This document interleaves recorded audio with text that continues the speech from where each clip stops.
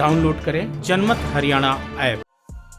कृषि कानूनों की वापसी को लेकर आंदोलन कर रहे किसानों के बीच अभय चौटाला लगातार जा रहे हैं और उनके मंच से अपनी बात को रख रहे हैं। प्रदेश में अभय चौटाला ही एकमात्र विधायक रहे जिन्होंने अपनी बात कर कायम रहते हुए 27 जनवरी को अपनी सदस्यता से इस्तीफा दे दिया, जबकि विपक्ष की तरफ से कोई ऐसा विधायक नहीं रहा जो अपने पद से इस्तीफा देने की हिम्मत दिखा पाया हो, चाहे वो कांग्रेस हो या फिर सरकार से समर्थन वापस ले चुके निर्दलीय विधायक बलराज कुंडू और सोमवीर सांगवान। हालांकि विपक्ष के दूसरे नेता भी किसानों के बीच जा रहे हैं। कृषि कानूनों को लेकर वो केंद्र की मोदी सरकार को जमकर कोसते भी रहे, प्रदेश की मनोहर लाल सरकार के गिरने की भविष्यवाणी भी करते रहे, लेकिन किसी ने इस्तीफा देने की बात नहीं कही। हाँ, कांग्रेस नेता अविश्वास प्रस्ताव लाने की बात जरूर जोर शोर से करते रहे। इसी को आधार बनाकर अभय लगातार कांग्रेस को चैलेंज दे रहे हैं कि वो अपने विधायकों का इस्तीफा दिलाकर दिखाएं, लेकिन अभय की चुनौती का कांग्रेस कोई जवाब नहीं दे पा रही है।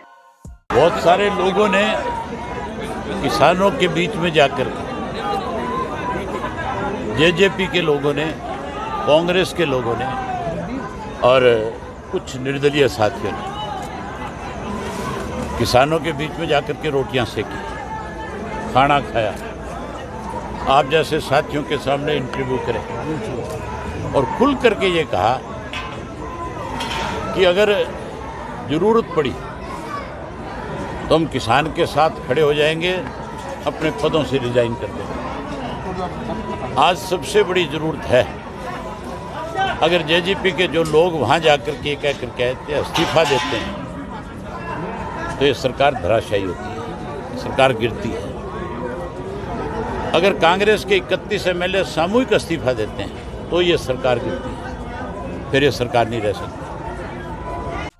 जब दिल्ली के अलग अलग बॉर्डर्स पर किसान आंदोलन की शुरुआत हुई थी, तब पूर्व सीएम भूपेंद्र सिंह हुड्डा और उनके राज्यसभा सांसद दीपेंद्र हुड्डा खूब आंदोलन किसानों के बीच जा रहे थे। उन्होंने ये जताने की खूब कोशिश की कि उनसे बड़ा किसानों का कोई हितैषी नहीं है, लेकिन अभय चौटाला के इस्तीफा देने के बाद चीजें बदलती हुई दिखाई दे रही हैं। हुड्डा के गढ़ महम में ऐतिहासिक चबूतरे में किसान सर्वखाप महासम्मेलन में अभय चौटाला को सम्मानित किया गया। 22 फरवरी को वो सिरसा में किसानों की बड़ी महापंचायत का आयोजन करा रही हैं, जहां किसान आंदोलन का बड़ा चेहरा राकेश टिकैत बतौर मुख्य अतिथि शामिल होंगे। सिर्फ सिरसा ही नहीं, और भी कई जगहों पर अभय किसानों की महापंचायत कराने जा रहे हैं। वहीं दूसरी तरफ भूपेंद्र सिंह हुड्डा ऐसा कुछ नहीं कर रहे। वो प्रेस कॉन्फ्रेंस के जरिए ही खुद को किसानों का हितैषी बता रहे हैं और अपना काम चला रहे हैं। मनोहर लाल सरकार के खिलाफ अविश्वास प्रस्ताव लाने की बात कर रहे हैं, लेकिन अभय चौटाला और कांग्रेस के इस अविश्वास प्रस्ताव का मजाक उड़ा रहे हैं और उन्हें बीजेपी का एजेंट बता रहे हैं। भूपेंद्र सिंह हुड्डा जो है आज की डेट में भी बीजेपी के एजेंट के रूप में काम कर रहा है। सुभाष चंद्रा को चुनाव किसने जिताया था? जो बीजेपी का राज्यसभा का मेंबर था, उसके पक्ष में वोट डालने की बजाय अपना वोट कैंसिल करा करके सुभाष चंद्रा को राज्यसभा में भेजा, तो बीजेपी के एजेंट के रूप में काम किया कि नहीं किया? उसके बाद अपने बेटे को राज्यसभा में भेजने के लिए इससे साँठ-गाँठ करी।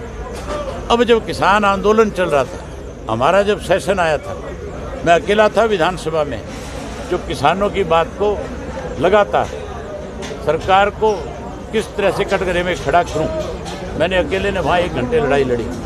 भूपेंद्र सिंह हुड्डा वॉकआउट करके गया। क्यों गया वॉकआउट करके? क्यों नहीं इसने वहाँ लड़ाई लड़ी? इसलिए गया कि इसको फाइल दिखा दी, ये फाइल तैयार है, या तो यहाँ से चले जाओ और नहीं जाओगे तो फिर सोच लो क्या होगा आपके साथ। अब ये कहता है कि हम अविश्वास प्रस्ताव लेंगे। अविश्वास प्रस्ताव तो 18 एमएलए चाहिए और 18 एमएलए जब खड़े हो जाएंगे हाउस में तो अविश्वास प्रस्ताव पर चर्चा हो जाएगी। लेकिन मैं नहीं समझता कि भूपेंद्र सिंह हुड्डा उस हाउस में ज़्यादा देर टिक पाएगा, फिर कोई ना कोई बहाना करके बाहर जाएगा। ऐसा नहीं है कि सिर्फ आंदोलन के दौरान ही अभय चौटाला किसानों के बीच जा रही हों। जब देश भर में लॉकडाउन की वजह से ज्यादातर नेता घरों में दुबके हुए थे, तब अकेले अभय चौटाला ही थे जो लगातार किसानों के बीच रहे। भले ही अभय को इसका बड़ौदा उपचुनाव में ज्यादा फायदा ना मिला हो, लेकिन किसान आंदोलन को लेकर अभय चौटाला ने इस्तीफे का दाव चलकर जो हाई मॉरल ग्राउंड हासिल किया है उसका आने वाले वक्त में अभय को फायदा मिल सकता है। इस्तीफे के दाव के जरिए अभय ने कांग्रेस को बैकफुट पर ला दिया है, जिसका हुड्डा पिता पुत्र कोई तोड़ नहीं निकाल पा रहे हैं। अब देखना दिलचस्प होगा कि किसान आंदोलन को लेकर अभय ने जैसे कांग्रेस पर लीड बनाई है और उसे साइडलाइन कर दिया है, उससे वो बाहर कैसे निकलती है। ब्यूरो रिपोर्ट, जनमत हरियाणा।